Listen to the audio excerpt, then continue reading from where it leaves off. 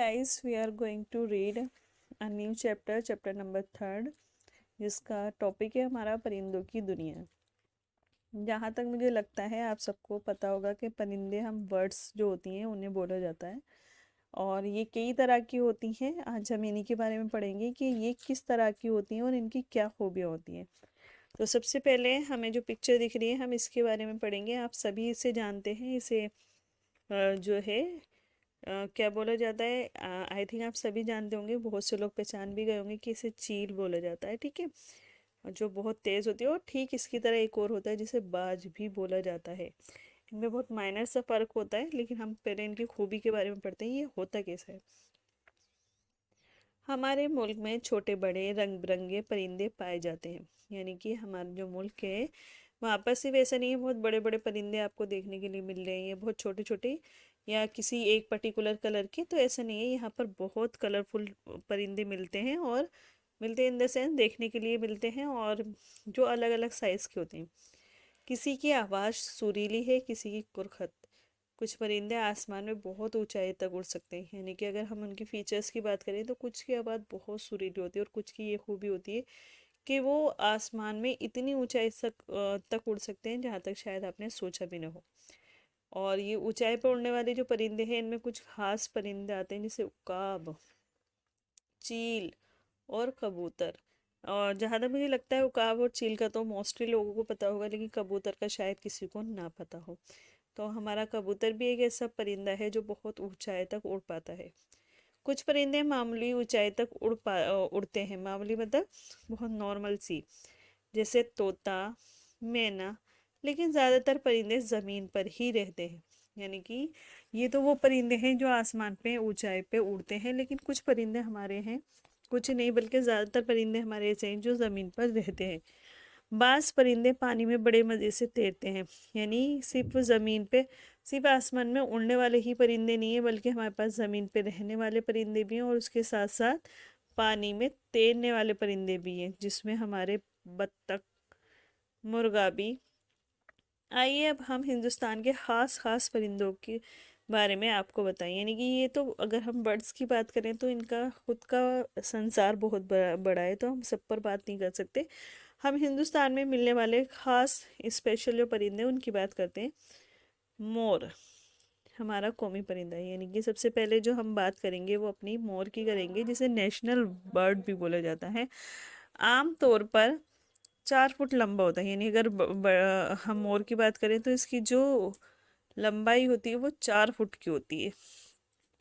इसकी गर्दन लंबी होती है और छाती का रंग गहरा होता है। यानी इसकी जो गर्दन है वो काफ़ी लंबी होती है, और जो इसकी छाती का रंग है वो गहरा होता है। और ये चमकी नीला, मतलब इसमें आप देख रहे हो ये नीला सा कलर दिख रहा है, ये चमकीले उसमें होता है, ठीक है। बादलों को देखकर जब मोर अपने पंख फैलाकर खुशी से नाचने लगता है तो वो मंजर देखने से ताल्लुक़ रखता है। यानी कि अगर हम मोर मोर की बात करें तो वो क्यों फेमस है, क्योंकि वो बहुत अच्छा नाचता है।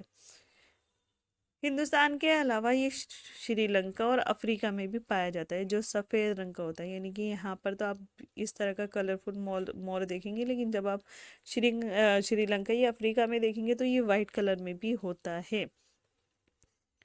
तोता मैना को लोग शौक से पालते हैं। ये दोनों परिंदे बोलने भी सीख लेते हैं। यानी जो तोता मैना होते हैं वो नॉर्मली लोगों के घर में आपको देखने के लिए मिल सकते हैं। क्यों? क्योंकि इनकी खूबी होती है कि ये आसानी से बोलना सीख जाते हैं हम लोगों की तरह, और जुमले के जुमले रट लेते हैं। रट मतलब एक तरह से रोट कर लेते हैं, यानी कि उसको याद कर लेते हैं कि अगर आप कोई इन्हें सेंटेंस सिखाओ तो ये उसे बहुत अच्छे से याद करके आपको वैसे ही बोल के दिखा सकते हैं। फिर इस सफाई से बोलते हैं कि हैरत होती है। तोता ज़्यादातर हरे रंग का होता है और मैना का रंग काला, और इसकी चोंच पीली होती है।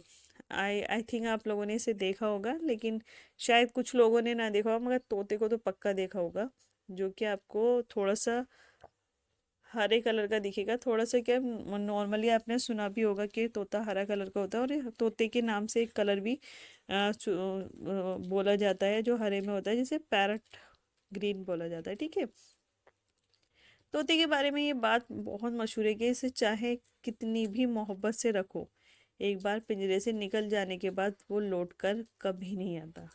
इसलिए बेमुरब्बत लोगों को तोता चश्म कहा जाता है। यानी कि यहाँ पर सबसे इम्पोर्टेंट बात क्या है, अगर हम बात करें तो यहाँ पे परिंदे की खूबी तो बताइए, साथ में उससे रिलेट जो बातें हम सुनते हैं वो भी है कि तोते की ये खूबी होती है कि अगर आप इसे एक बार पिंजरे से आज़ाद कर दो तो ये इस तरह से उड़ता है कि ये फिर वापस लौट कर नहीं आता है, एक तरह से बेमुरब्बत हो जाता है। और इसलिए जो इस तरह के लोग होते हैं बेमुरब्बत, उनको तोता चश्म कहा जाता है।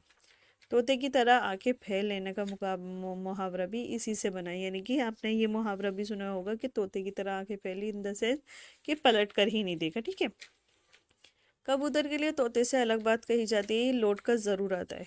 कबूतर को अमन की निशानी समझा जाता है। कबूतर कई रंग और नस्ल के होते हैं। यानी कबूतर की सबसे बड़ी खूबी क्या है, एक तो ये लौट कर आता है, यानी इसे इतनी मोहब्बत होती है पालने वाले से। दूसरे से अमन के लिए माना जाता है, ये बहुत शांत स्वभाव के होते हैं। और इनकी जो नस्लें हैं, जो रंग है, वो कई उसमें मिल जाएंगे आपको। कबूतर उन परिंदों में से है जो अमूमन झुंड में रहते हैं। यानी इनकी खूबी क्या होती है, ये झुंड में ज़्यादा रहना पसंद करते हैं। और इनकी आवाज़ गुटरुगू की तरह सुनाई देती है। यानी अगर हम इनके बोलने का तरीका बताएं तो वो गुटरुगू गुटरुगू है।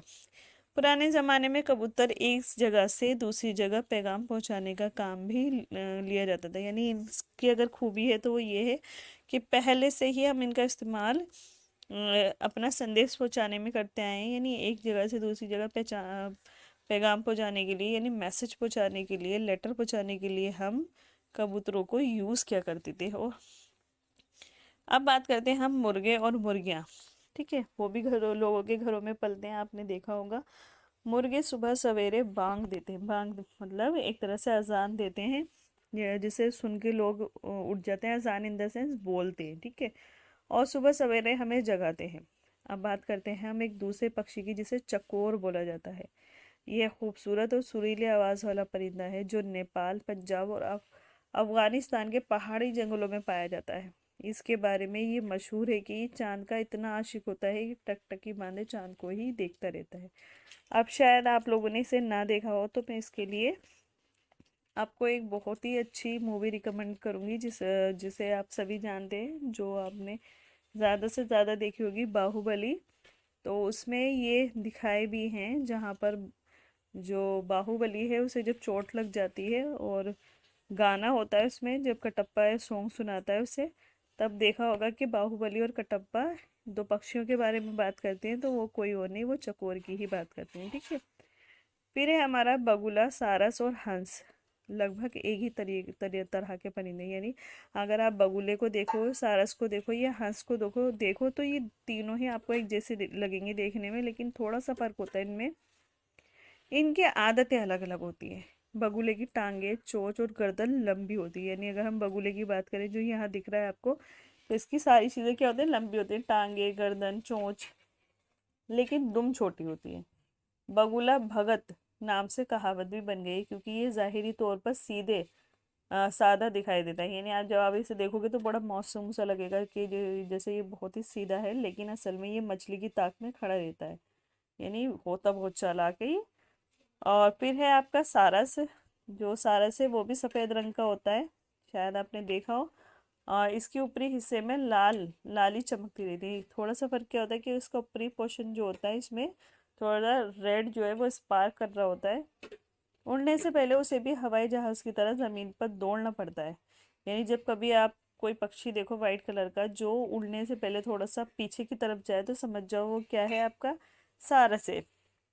हंस भी सफ़ेद रंग का खूबसूरत परिंदा है जो हमेशा जोड़े के साथ तालाब में रहता है। यानी हंस की क्या खूबी होती है, ये हमेशा डबल में होता है, सिंगल में नहीं होता। कहा जाता है कि ये मोती चूंकता है। यानी जो हंस है उसकी क्या खूबी मानी जाती है कि ये मोती चूंकता है। अब बात हम कर रहे हैं कौवे और कोयल की, जो दोनों ही काले होते हैं। कौवा चालाकी के लिए और कोयल अपनी मीठी आवाज़ के लिए मशहूर है। जब आम के दरख्त पर बोर आता है, बोर मतलब फूल आता है, तब कोयल की कूकू सुनाई देती है। कौवा बड़ा होता है और कोयल छोटी होती है साइज में। ठीक है। परिंदे हमारे लिए बहुत फायदेमंद है। कुदरत ने इनका जिस्म ऐसे बनाया है जिससे वो आसानी से उड़ सकते हैं। ये छोटे छोटे कीड़े मकोड़े खाकर फसल की हिफाजत करते हैं। यानी अगर हम परिंदों के फ़ायदे बताएं, उनके मेरिट्स बताएं, तो क्या है कि एक तो ये हमारी फसल को कीड़े मकोड़ों से बचाते हैं, उन्हें खा लेते हैं। कुछ परिंदे मरे हुए जानवरों का गोश्त खाकर हवा को गंदा होने से बचाते हैं। इनमें गिद्ध सबसे अहम है। यानी दूसरा क्या, कि जो सड़े गले जानवर होते हैं, कुछ परिंदे हमारे ऐसे हैं जो उन्हें खा लेते हैं, जैसे गिद्ध। इससे हमारी हवा प्योरीफाई रहती है। गिद्ध की उम्र बहुत तवील होती है। अब उसकी नस्ल खत्म होती जा रही है, यानी इनकी एज काफ़ी टाइम तक रहती है, लेकिन फिर भी ये देखा जा रहा है कि ये दिन ब दिन कम होते जा रहे हैं। परिंदे अमूमन घोंसलों में रहते हैं। ये अपना घोंसला बनाने में बहुत मेहनत करते हैं। बाज चिड़िया तो अपना इतना खूबसूरत घोंसला बना दिए हैं कि देखकर ताज्जुब होता है, यानी हैरत होती है कि ये कितना अच्छा घोंसला कैसे बना सकती है। घोंसले का एक एक तिनका ऐसी होशियारी से परोया हुआ होता है जैसे किसी कारीगर ने बनाया हो। जैसे आप यहाँ देख सकते हो, इनने एक बर्ड है जो बहुत मेहनत से अपना घोंसला बना रही हो, जो कि एक उल्टी शेप में है और देखने से लग रहा है जैसे किसी ने बना के टांगा है। इनमें सबसे ज़्यादा कारीगरी से बनाया हुआ घोंसला बया का होता है, जो बहुत छोटा परिंदा होता है। एक दरख्त पर तरह तरह के परिंदे होते हैं, सबके घोंसले अलग अलग तरह के होते हैं। बाज परिंदों का घोंसला टोकरी की तरह होता है। ऐसे भी परिंदे हैं जो अपनी लंबी चोंच से दरख्त के तने में सुराख कर कर अपना खाना, अपना घर बनाते हैं। यानी कि कुछ परिंदे तो ऐसे घोंसला बनाते हैं जो हमें दिखता है कि भाई हाँ तिनके इकट्ठे करे, ये करे वो करे। लेकिन कुछ परिंदे ऐसे होते हैं कि उनकी इतनी बड़ी कारीगरी होती है कि वो चोंच से ही पेड़ में छेद कर कर अपना घर बना लेते हैं। बच्चों ज़रा सोचो, इन खूबसूरत परिंदों के बगैर दुनिया कैसी लगती है। नाचता मोर, कूकती कोयल, बोलता तोता मैना, पानी में तैरती बत्तखें, हवा में ऊंचे उड़ते कबूतर और चहकती चिड़ियों देखकर कितना लुत्फ आता है। यहाँ पे सारे परिंदों की खूबी बताई गई है। परिंदे हमारे माहौल को भी खुशगवार बनाते हैं। अगर परिंदे ना होते तो शायद दुनिया ऐसे हसीन और खूबसूरत न होती। हमारा ये फ़र्ज़ है कि हम परिंदों की हिफाजत करें। यानी कि जिस तरह ये हमारे लिए इम्पोर्टेंट है, उस तरीके से हमारे इनके लिए कुछ कर्तव्य और दायित्व भी बनते हैं। तो हमारा कर्तव्य और दायित्व क्या है कि हम इनकी हिफाजत करें ताकि ये दुनिया इसी तरह खूबसूरत रहे। आई होप आपको चैप्टर समझ में आया होगा। अगर नहीं आया है तो आप मुझे कमेंट सेक्शन में बता सकते हैं। मैं कोशिश करूँगी उसे और अच्छा और बेहतर करने की। बाकी नेक्स्ट वीडियो में हम इसके क्वेश्चन आंसर के साथ आपको